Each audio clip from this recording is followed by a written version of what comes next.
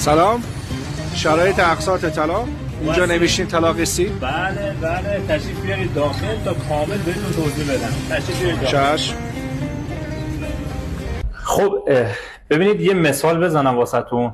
شما مثلا اومدید این نیم ست پنشیر زیبا رو پسند کردید و الان مثلا شده 60 میلیون. شما این 60 تومن رو خب با این شرایط نداری، حداقل 30 الی 40 تومنش رو بده، مابقی رو حالا حتی نصفش 30 تومن رو بده، مابقی رو توی 3 الی 4 ماه بیا و تصفیه کن.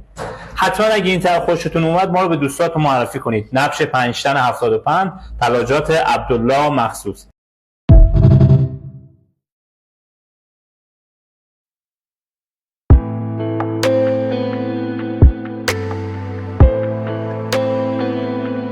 بیا بگو میمونی بیشم همیشه، حال منو میدونی بی تو نمیشه.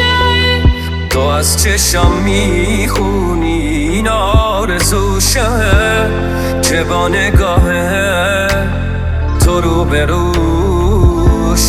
بیا نرو ای جونم دلم میگیره، بدون تو میمیرم بیا که دیره.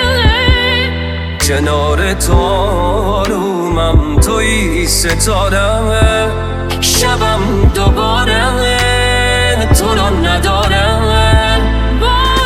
بارون چشم داره میباره،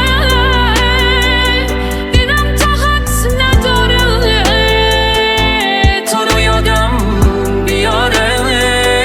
دریا